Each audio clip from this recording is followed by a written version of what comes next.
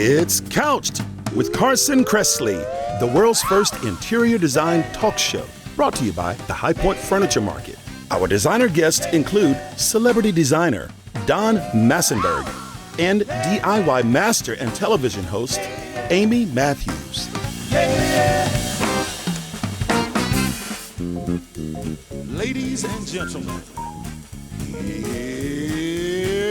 Carson. Oh, wow, that's me. Hi. Oh, hi, everybody. Hello.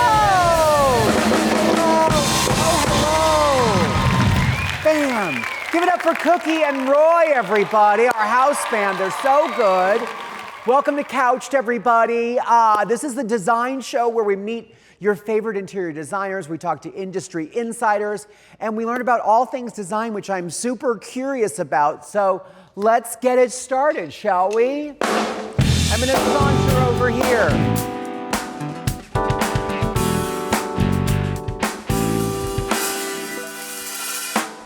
Welcome to Couched. We have so many fantastic guests today. Our first superstar style person is from right here in the, I think, Durham, North Carolina area. He is influenced by art and music. He has all kinds of amazing clients, celebrities, high-profile athletes, and noted business owners. And he's a proud member of the Black Interior Designers Network. Let's bring him out. Give it up for Don Massenburg. Don, look at you. Oh my God, out sparkling me. Come on up here. Hello, hello. How's it going? I'm great, how are you? Good. Okay. Oh, look at you, you've out sparkled me. Well, you know. I love it, I love it. Oh, and a good shoe. I love a good sneaker. A sparkly jacket. Right. It's so nice to meet you. Same to you, I'm honored. Oh gosh, I'm so thrilled you're here. Now I know you, are you a North Carolina native? Yeah, I'm from Raleigh. Okay, I've heard of that. An hour down the street. And how did you get started in design? Well, I was a teacher. And really? I started with my first department on a teacher's salary. So Right. it was. What did you teach? I taught pre-K and kindergarten. So I was teaching literacy, teaching kids to read. The roughest years, absolutely. They're tough. Kindergartners, there's nothing rougher than a kindergartner. Thank you for the crying baby. That's amazing. So you love design, but your first calling was education. Absolutely. Yes, sir. And you worked with the kids, and then you did the apartment. Mm-hmm. And was on a it teacher's salary, it was awesome? awesome. A big success? It was amazing. What was the look? So I was going for earth tones. My favorite color is orange. I put a rug on the wall with quilt hangers. I hadn't seen that done. So I just did what I wanted to see, you know, Right. And everybody loved it. My mom wanted something, my aunt wanted something, so I just started shelling out design work. Right. Absolutely. And while you were a teacher? Absolutely. So you would do like projects on the weekend? Right. Friends and family, and then somebody said, hey, how much do you charge? And I was like, wait a minute. Right. So went back to school, started studying design. Oh, did you go back? Yes, I did. And where did you go to school? So Durham Tech. Mm-hmm. Yeah, so I haven't finished that degree. I've been so busy, right. But I want to finish it. It's something that's important to me, so I'm waiting on that. And would it be in like interior design, or is it in architecture? Or? It would be interior design for sure. Okay, yeah. But you obviously have a gift for it naturally. Yes, it's a gift. I'm glad you recognize that. Yeah, no, I've seen your work. We're going to show some pictures to our audience. And you do a lot of residential projects mostly, right? Yes. And some celebrities, some high-profile athletes. Right. Anybody we'd know? Any bold-faced names? Yeah, CeeLo Green. I love Todd CeeLo Gurley, Deontay Wilder. Okay. Yeah. I think the latter ones were sports figures. Yep, and then Ronnie and Shamari DeVoe. You know New Edition? You ever heard of Belle Biv DeVoe? Of course, I love New Edition. Yeah. So you're really successful. Yeah. I read somewhere that they call you the bedroom king. Yeah, I do a lot of bedrooms. I'm good in the bedroom. Are you? Yes, so. Let's look at some of your They call me the bedroom queen. Oh, okay. So these are some of your bedrooms. Where is this one? So this is in North Carolina, just down the street. It's Wendell, North Carolina. And so I love lush layered bedding. I love getting in the bedroom. It looks very moody. Yeah, absolutely. And yeah, a little bit like dark and romantic. Yeah, moody and sexy. You want to get booked for the nursery after you do the bedroom, right? Okay. And The more kids they have, the more rooms you can design. Absolutely. So what are kind of the key elements that you put in every bedroom? Oh, I'm always going for lush layered bedding. So I want tactile feel. I want you to go in the room and you want to touch everything, right? Let's click that next picture because there's a great bed in here. Right. So I don't like a skimpy bed. You know, and some people do like, just like, you know, white sheets and then a simple, and it looks like a hospital bed. I want it to be luxe, like this. You want to layer it. You want a headboard that's at least 6 feet tall. You can't pull it down, right? Okay, so tufted headboard, first ingredient. A great bed, too, because that's the anchor of every bedroom. Right, absolutely. And I think I read a statistic, like you spend 50% of your life in your bedroom, so why not have it be great? Right. I feel like home should be the ultimate destination, and so you start with your bedroom. You want to wake up somewhere that you love, right? Right. Mm-hmm. Oh, now I love this because I love this like orangey saddle leather. Yeah. And those fun tufted chairs. Everything here is custom. So there was this drywall in the back. We built the shelves out. We put a little texture behind them. I love this brand here. I love the swivel chairs. It's a great Was space. this like an extra bedroom that they weren't using, or was this an actual? It was a study. It was listed as a study. Okay. And so we just zhuzhed it up. It was nothing like this before. So. And do you another one like of my working favorites. with new construction? So you have a blank canvas, or do you like kind of a renovation for an older home? Blank canvas. Most of my stuff is luxury new construction. So we're Okay. not having to do a lot of structural things. We're just doing decor. And so I'm cool with being a decorator. I love fabrics. I love textiles. And so I'm open to just coming in here and zhuzhing it up with decor and furnishings. Tell me about the selfie museum. So, like I said, I'm the bedroom king. And so I'm always reached out to for bedroom after bedroom, office after office. And a client reached out for a selfie museum. It's in Raleigh in Crabtree Valley Mall. Okay. And so we went to look at the space. It was a luggage store.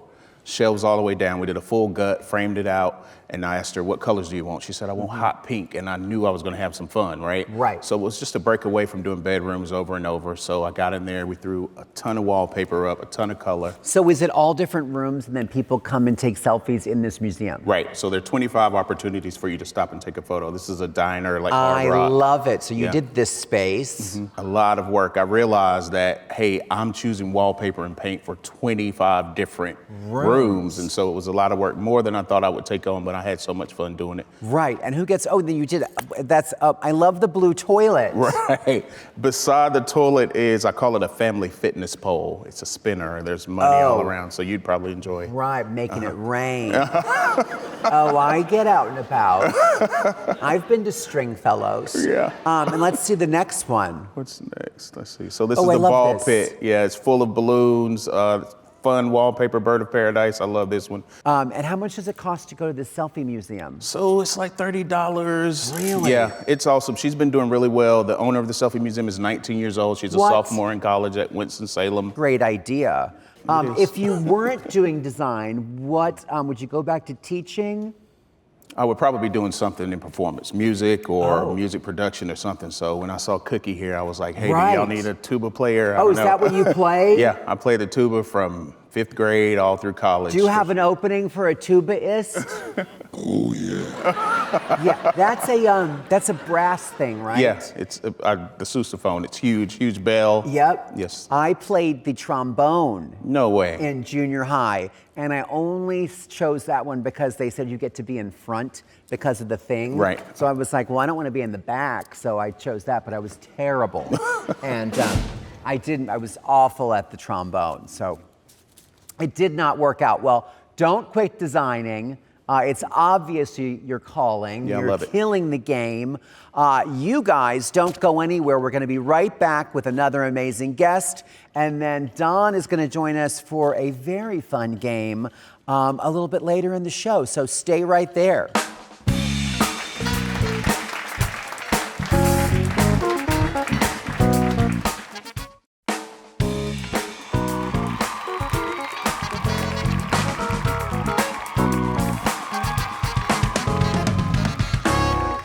Hey everybody, welcome back to Couched. It's me, Carson Kressley. We have another fantastic guest for you. I love a good renovation. I was a big fan of this old house when I was like 10 years old.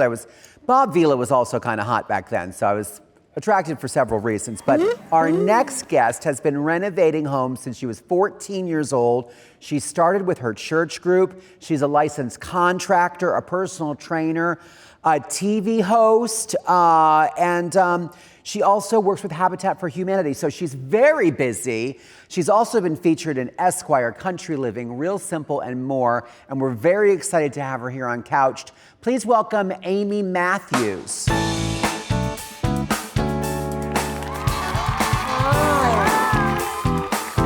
Step into my office. Mwah, you look gorgeous. Thank you for having me.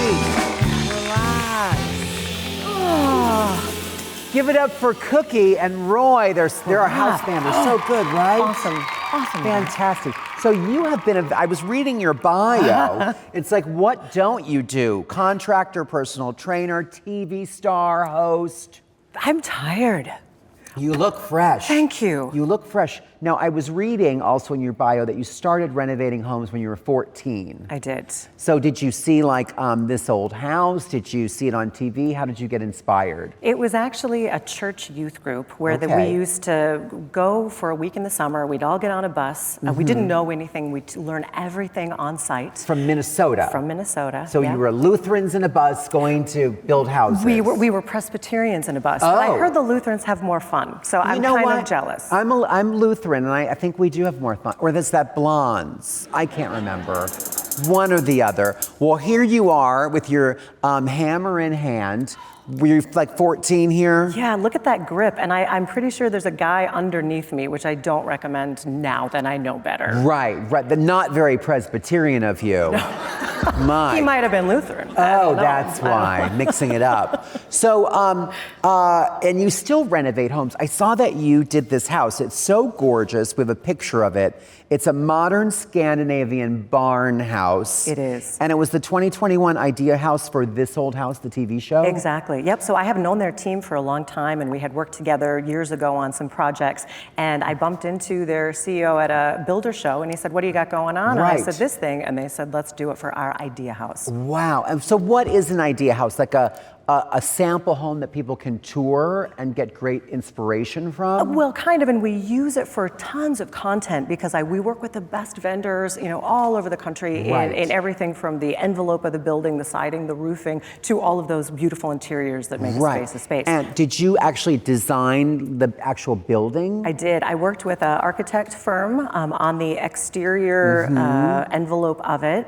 We came up with the idea based on the farmstead that it's on, so it's on a property with an old barn on it. There's a secondary. Is it in Minnesota? It's in Minnesota. And it's in this beautiful valley, just heavily wooded. It's just, the space is magical. And is someone going to live there? Like, will it be for sale? Oh, it's going to be your own house. Yeah, I'm gonna live perfect. there. I planned it as that, so I, Perfect. tried to, And that's the inside? Is that a double fireplace? That's like a shelf niche and then a fireplace below? Shelf niche with LED and then the fireplace below. And that fireplace goes up about 25 feet. There's an interior vault on the right side. Wow. So it's supposed to be clean and minimal, but also sumptuous and luxe. And you just want to come and sit down and enjoy the... You know what I love about this? I'm not a big contemporary house person because sometimes it feels like it's like a cold. Medical clinic in East Germany. This looks so warm because you have that organic table, you have that warm velvets, and even your textiles on the sofas are a little bit more earthy and hand done. Yes. So it gives you that handcrafted feel with the modern, which is a great balance. It is, because otherwise you're right, things are sterile, and part of the Scandinavian philosophy is that, hygge, spelled like Heigi, but hygge, right? Where it's warmth, it's layers, it's textures. Okay. It's, you have in Scandinavia and in Minnesota, you've got really long winters. So you have to bring in warmth. You want to see the outside, you want to bring in light, but you want to have a place to sink into. It's all about comfort. Right. I never really thought about that whole Scandinavian design concept of being white and bright because it is so dark there in the winter. Yep. But then adding in all those warm, they do a lot of fur throws and things to give you that coziness, which you need when it's 40 below. You know, they gave me a quota on fur things. I wanted to throw like sheepskin everywhere, I and they love were a like, you can only have sheepskin. one. I No, was like, I put a sheepskin on chairs, I put them on floors, I have one in my car, they're everywhere. sheep everywhere. You have a new show also, so when you're not building idea houses or working with Habitat for Humanity, you actually have a new Design Network show called Down to the Studs. Yes. Are there shirtless men in this? Oh, I don't work without them. Because when I heard studs, I was like, yeah, let's see the clip. Yeah. My vision for this project was to take a really simple, unassuming, what felt like from the outside, a tiny bungalow, and create something where when you walked in the front door, it was a surprise everywhere you looked, but like a spa surprise. So you're totally chill, but you're walking into an environment that is flooded with light, gorgeous woods, surprise tiles as art pieces. Even the door handles, I wanted to have personality and quality and texture so that you feel like, even though it's a small space, this is a really well-designed space and it feels so rich. I love that. I love that you took a house that was, I don't know, was it like a 50s house? It was actually a 1920s bungalow. Was it? And it had been aluminum siding clad. Remodeled. Right. Really poorly. And it's the perfect example. You know, there's so many, like when I built the idea house, it's luxe, it's big, it's got all the, you know, crazy high-end elements in it. And the other spaces that most of us are living in, you know, we have to figure out how to maximize. It's the biggest investment most of us will ever make is our house. And how do you take this tiny little 1,000-square-foot bungalow and trick it out with like simple, luxurious, exciting, dramatic, you know, elements like tile and colors and things like that, but that change the way people live in their space. Right. And also bring a big dollar when they resell it. Right. Do you do a lot of flipping? Is that like one of your specialties? I do. Do you? I do. In and around the Twin Cities? Mostly around the Twin So Cities. that's a great example of like how you would take a house there's thousands of them out there. They're all out there. And they screaming for need help. the love. Yes. And it's so much better to renovate than to, you know, build something new because there's already a house there. Exactly. So what are some of your tricks, you know, for these, you know, that was a little bit of a dowdy house. So what are your, you know, secrets that you reveal on Down to the Studs? So I always look at the architecture of the house and take it from there. The house tells you what it wants, right? If you live in a suburb and it's kind of like you have a bland and everybody's got the same space, you have a little more liberty, you bring in your own personality and figure out what you want. But most houses, like those old 1920s bungalows, they've got things in them that will tell you what they want. With the idea house, it was the landscape. It's going to tell me kind of what I should build. Right. Somebody once said, I thought this was a great quote, if you want to know what to do inside, look outside. Exactly. Tell me about this nonprofit, And Now She Rises, because I'm very curious about this. Yes, so one of my dear friends and I, who we actually met through a very unique situation, she and I decided to take something really awful that we've both gone through and turn it into something really good, where we're doing something for others. We started And Now She Rises. We support people that have experienced domestic abuse and helping them change their narrative, you know, from a victimhood to like a victory experience. We work directly with a lot of the crisis centers. So people go there, they're at the shelters, and we go to the shelters and we say, what do you need? And then we create events that are fun and exciting, and we are able to talk about a really difficult subject in an atmosphere where we're creating a party and we're creating an environment where people can come in and support the shelters and learn, like keep the conversation going. And also like switch, you know, from that negative, sad moment to something more fun to change their direction. I love transforming homes, but I really like transforming lives. And so this to me is a way that I can take an experience that I have and really make a difference with it. So the organization is near and dear to my heart. I love that. I love that. Making things, you know, you're making things better, which is amazing. Can people find you online? Yes. Can they stalk you? I mean, follow you on Instagram? Yes, they can. At? DIY-Matthews. DIY-Matthews, okay. And then Down to the Studs, you can watch on the Design Network anywhere you find your streaming. We're going to play a really fun game that I think you're going to be very good at because it's kind of centered on flipping. Yes. And we're going to bring out our first guest. We're going to take a break and then we're going to be back with the game. So don't go anywhere. and we're gonna keep catching up.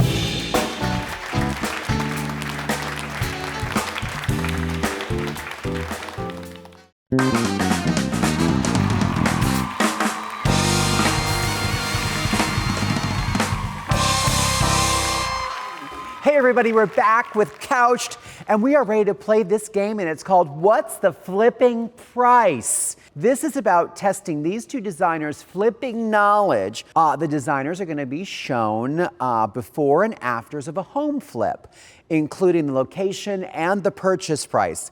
And then they'll have to give their best guesses as to what the selling price was for each flip. And whoever gets closest without going over is the winner. So you can buzz in at any time, but we're gonna have several images and I'm gonna give you more information. So you might wanna wait to buzz in till I, give you some of the deets. So here's flip number 1. This comes to us from Chris and Taylor Sandy at Spokane Flippers. It's in Spokane, Washington. It was built in 1932. It's a 4-bedroom, 3-bath, 2,964 square foot house. You can see it has new interior paint, LVP flooring, a kitchen expansion and remodel, 3 bathroom remodels, egress windows, and new appliances. Yes, Don. $750. $750. $575. $575. $420. I don't do math, but you both went over. No one gets a point. I like it though. You guys wanted to make a lot of money on that one. Yeah, we're gonna go a little lower. Okay, here's flip number 2, also from Chris and Taylor, also in Spokane. It was purchased for $218,000. It was built in 1998. 3 bedrooms, 2 bathrooms, 1,176 square feet. It has new interior paint and flooring throughout the entire house, kitchen expansion and remodel, 2 bathroom remodels, and all new appliances. Okay, Don, what's your guess? $550. $550. Okay, I just like hitting the buttons. I know it's fun, right? So fun. You said $550? $550. Maybe. I got to go before you next time because it looks like I'm waiting, and I'm not. I'm not. You're just really fast and good. I'm going to stick in the 4s. I think they like to double their money, and I think it's going to be around $470. Wow. Okay. I'm going to get into this flipping business if these prices are for real. So let's see what the price was. $265.9. What? Right? $218 to $265. They made a little bit, but they had to spend a lot. Chris and Sandy. Nice. Chris and Sandy, call these guys. They're going to help you. Okay, flip number 3. Eric and Lindsay Bennett from Palm Springs sent us this one. Purchased for 475 G's. It's built in 1973, flipped in 2018. You can see a big exterior change. 4 bedrooms, 4 bathrooms, 2,500 square feet. Features custom kitchen, master suite with spa shower, energy-saving automatic blinds throughout the whole home, and a private in-ground pool. What's your bid? $695. $695. Don? $1. Oh, are we doing the prices right? You think she went over? You did not. Oh, he did. He did. Let's see what the price is, kids. Wow, $1,400,000. I was so far off, but I still won. You still won. Those people made a lot of money. True. All right, Eric and Lindsay Bennett again, La Quinta, California. Purchase price $281,000. It was built in 2002, 1,500 square feet, 3 bedrooms, 2 baths, single family getaway with a brand new pool, transformed fireplace, and open floor plan for easy entertaining. Amy. $600. $600,000. $550. I knew you were going to do that. Oh, undercutting. Let's see what the price is. $425. Did you both went over, no point. Come on. All right. We've got one more, flip number 5, also from Eric and Lindsay Bennett. This one's in Palm Desert, California. It's gorgeous. Purchased for $175,000. I do love this kitchen. I do too. It was built in gorgeous. 1989, flipped in 2018, 1,500 square feet. Lot size 7,400 square feet, 3 bedrooms, 2 baths, features a pool and spa, mountain views, brand new kitchen with stainless steel appliances. Okay, Don. 400. 400. What was the square footage on the house? The square footage is 1,510. What do you say, 400? 400. 400,000. I think I'm getting this. $400. That would be a real bargain. Right, absolutely. I think if it's Palm Desert, 625. 625. Let's see the real flipping price. 388. You both went over, but you were closer. You were closer. We need a new job. Almost doesn't No, count, right? they're just, these people just aren't making enough money. I believe that. So I think you both did great. There's no Thank you prizes so much. anyway. No one's a loser here. You're both winners in my book.